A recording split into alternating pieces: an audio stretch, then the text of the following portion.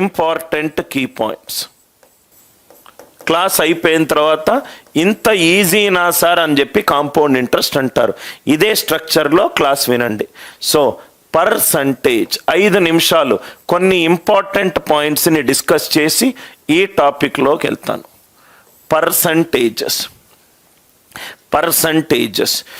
A percentage is A by 100. A percentage is A by 100. మొత్తం నా ముందు ఉన్నవి 100 పార్ట్స్, నాకు కావలసినవి ఏ పార్ట్స్. నా ముందు ఉన్నవి 100 పార్ట్స్, నాకు కావలసింది ఏ పార్ట్స్. ఏ పర్సంటేజ్ అంటే ఏ బై 100. ఏ పర్సంటేజ్ అంటే ఏ బై 100. మొత్తము నా ఎగ్జామ్ రాసేటప్పుడు మొత్తం ఉన్న మార్కులు 100 మార్కులు, నాకు వచ్చిన మార్కులన్నీ 25 మార్కులు. రైట్.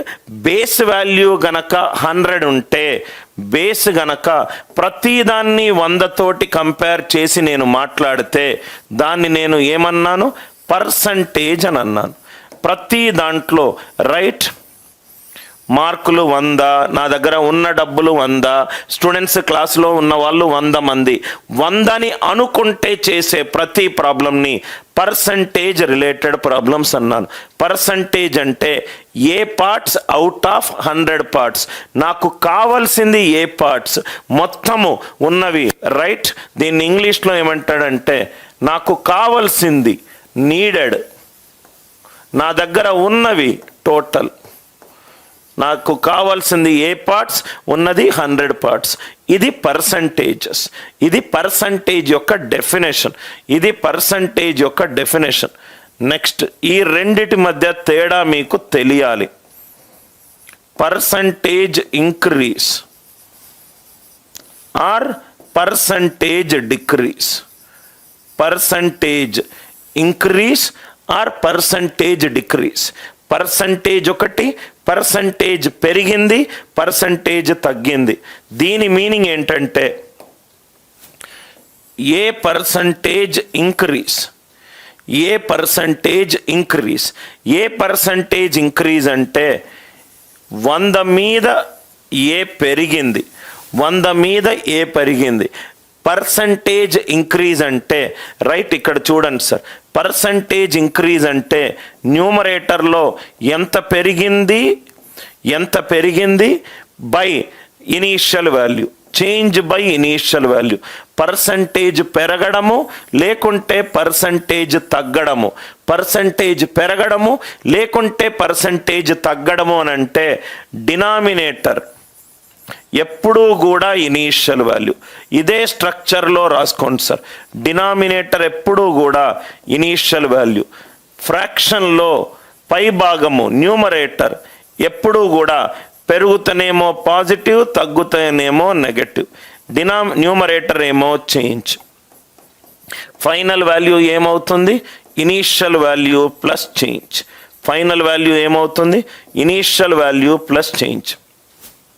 పర్సంటేజ్ అంటే నాకు కావాల్సిందెంత, మొత్తం ఉన్నదెంత, అది పర్సంటేజ్ డెఫినేషన్. పర్సంటేజ్ ఇంక్రీజ్ అయింది.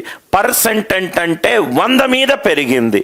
పర్సెంట్, నేను అదే ప్రతి ఒక్కటి 100తో కంపేర్ చేస్తే దాన్ని పర్సెంట్ అని అన్నాను. ప్రతి ఒక్కటి దీంట్లో 100 అయితే ఎంత అవుతుంది? రైట్. ప్రతి ఒక్కటి 100తో కంపేర్ చేస్తే అది పర్సెంట్. ఇంక్రీజ్ అంటే పెరగడము.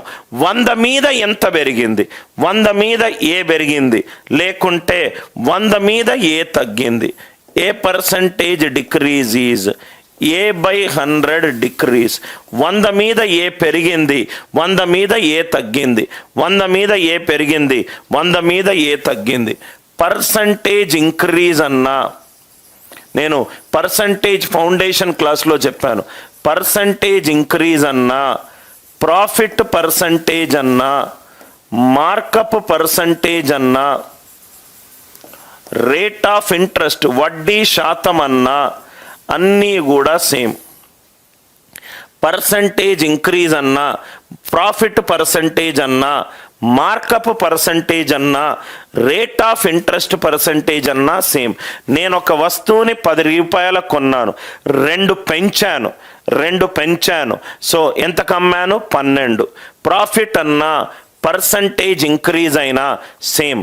మార్కప్ పర్సంటేజ్, నేను ఆ వస్తువుకి 10 రూపాయలు కొన్నాను, అమ్మలేదు, ఆ వస్తువు మీద సీల్ లేదు, ఆ వస్తువు మీద సీల్ లేదు, సీల్ తీసేసి కొత్త సీల్ పెట్టాను 12, 10 కాస్త పెంచాను, 10 కాస్త పెంచాను, మార్కప్ పర్సంటేజ్, 10 కాస్త పెంచాను, మార్కప్ పర్సంటేజ్.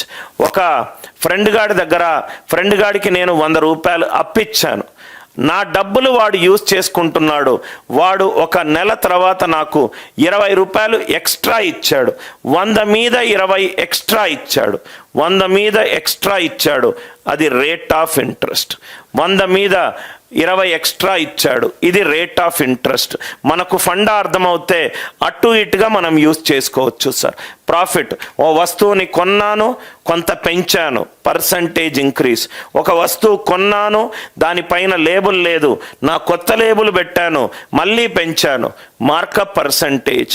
నేను ఒక అతనికి 100 రూపాయలు తీసుకున్నాను, వాడి డబ్బులు నేను యూజ్ చేసుకున్నందుకు వాడికి ఎక్స్ట్రా ఇస్తున్నాను, 100 మీద ఎక్స్ట్రా ఇస్తున్నాను, రేట్ ఆఫ్ ఇంట్రెస్ట్. ఇక్కడ ఏవైతే నేను కాన్సెప్ట్లు ఇక్కడ యూజ్ చేస్తున్నాయో ఆటోమేటికల్గా ఈ మూడిటికి అది వర్తిస్తుంది, ఆటోమేటికల్గా ఈ మూడిటికి అది వర్తిస్తుంది. ఐడియా అర్థమైంది కదా సార్? ఆటోమేటికల్గా ఈ మూడిటికి వర్తిస్తుంది. అలానే పర్సంటేజ్ డిక్రీజ్, పర్సంటేజ్ తగ్గడం అన్నా, లాస్ పర్సంటేజ్ అన్నా, డిస్కౌంట్ పర్సంటేజ్ అన్నా, డిప్రిషియేషన్ పర్సంటేజ్ అన్నా. డిప్రిషియేషన్ అంటే తగ్గింది జనాభా, సపోజ్గా ఏదో ఒక వ్యాధొచ్చో లేకుంటే ఏదో ఒకటై జనాభా తగ్గింది, డిప్రిషియేషన్, జనాభా తగ్గింది, డిప్రిషియేషన్ పర్సంటేజ్ అన్నా సమానము. పర్సంటేజ్ ఇంక్రీజ్, 100 మీద ఎంత పెరిగింది, పర్సంటేజ్ డిక్రీజ్, 100 మీద ఎంత తగ్గింది, 100 మీద ఎంత తగ్గింది. Right, I hope it is clear. Loss, నేను వస్తువుని 10 రూపాయలకు కొన్నాను, అది నేను యూజ్ చేసుకోలేదు, OLXలో దానికంటే తక్కువకు అమ్ముతున్నాను, లాస్ పర్సంటేజ్. నేను కిరాణా షాప్ నడుపుతున్నాను, 20 రూపాయలకు ఒక వస్తువు పెట్టుకున్నాను, నా బామ్మర్ది వచ్చాడు, వాడు నా బామ్మర్ది కాబట్టి ఫ్రీ కూడా ఇవ్వలేను, 20 కూడా ఇవ్వలేను, 15 రూపాయలకు అమ్మాను, అది డిస్కౌంట్ పర్సంటేజ్. నేను ఒకడి దగ్గర అప్పు తీసుకున్నాను, అప్పు నేను టైంకి ఇవ్వలేకపోయాను, 3-4 సంవత్సరాలు అయిపోయింది, ఆడి దగ్గర నేను 1,00,000 అప్పు తీసుకున్నాను, ఆడికి ఇస్తా అని చెప్పి దాన్ని డ్రాగ్ చేస్తున్నాను. 4 సంవత్సరాల తర్వాత వాడు కలిసి, నువ్వు నాకు ఎట్లయినా 1,00,000 ఇవ్వవు, ఎంతో కొంత ఇయ్యరా బాబు, నీతో తలకాయ నొప్పి ఉన్నది అన్నాడు. నువ్వు వాడికి 70,000 ఇచ్చావు, తీసుకున్నదేమో 1,00,000. సంవత్సరాలు గడిచిపోయింది, ఎంతో కొంత వస్తే చాలు అనుకున్నావు, ఆడికి 70,000 ఇచ్చావు, దాన్ని డిప్రిషియేషన్ అన్నాను.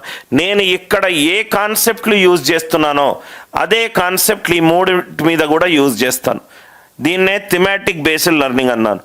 ఇక్కడ ఏదైతే కాన్సెప్ట్ యూజ్ చేస్తున్నానో అదే కాన్సెప్ట్ ఈ మూడిటి మీద యూజ్ చేస్తాను. ఇక్కడ మనం క్లాసులో ఏం నేర్చుకున్నాం సార్? పర్సంటేజ్ అంటే ఏంటి, పర్సంటేజ్ ఇంక్రీజ్ ఆర్ డిక్రీజ్ అంటే ఏంటి, 100 మీద ఎంత పెరిగింది, 100 మీద ఎంత తగ్గింది. రైట్, నాకు కావాల్సింది ఎంత, మొత్తం ఉన్నది ఎంత, కావాల్సింది బై మొత్తము, అదేమో పర్సంటేజ్. ఉన్న మొత్తం మీద ఎంత పెరిగింది, ఎంత తగ్గింది. ఈ స్లైడ్ అందరికీ అర్థమైందా సార్? నేను ఏదైతే స్ట్రక్చర్లో చెప్తున్నానో అదే స్ట్రక్చర్లో మీరు రాసుకోండి, క్లాస్ తర్వాత మీకు అర్థమవుతుంది సిఐ ఎంత నీట్గా సార్ చెప్పాడని.